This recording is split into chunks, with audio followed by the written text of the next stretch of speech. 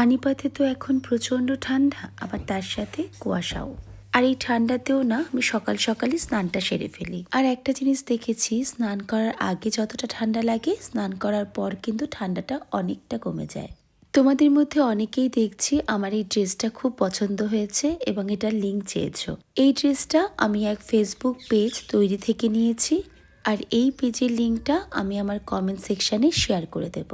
পরশুদিন যখন অমৃতসর থেকে বাড়িতে ফিরেছিলাম, তখনই দেখলাম যে বাগানে অনেক গাঁদা ফুল ফুটেছে। তাই কালকে পুজো দেওয়ার আগে বাগান থেকে ফুলগুলো তুলে নিয়ে আসলাম। আমার এক মিষ্টি ভিউয়ার পল্লবী সামান্ত, ওর নাকি আমার ভিডিও ভীষণ ভালো লাগে, বিশেষ করে আমার পুজো করার ভিডিওগুলো। আর এই কারণে পল্লবী আমার জন্য অনেক ধরনের ধূপস্টিক পাঠিয়েছে। তাই ভাবলাম কালকে পুজো দেওয়ার সময় ওর পাঠানো ধূপস্টিকগুলোর মধ্যে একটা ধূপস্টিক ইউজ করি।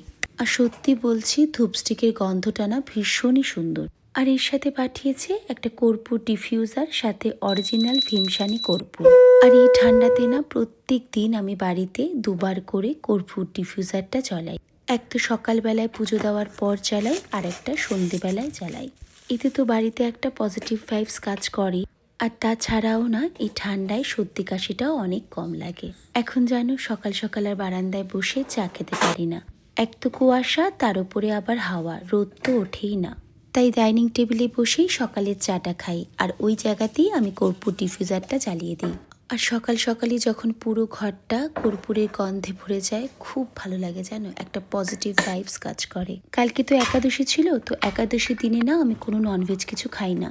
তাই ব্রেকফাস্ট খুব একটা বেশি করব না বলে একটু বেশি করি, চায়ের সাথে কুকিজ নিয়ে নিলাম। আর একাদশীর দিনে জানো, আমি শুধু ননভেজ খাই না আর ভাতটা খাই না, তাছাড়া কিন্তু সব কিছুই খাই। আজকের ব্লগটা এখানেই শেষ করছি। খুব ভালো থেকো তোমরা, টাটা।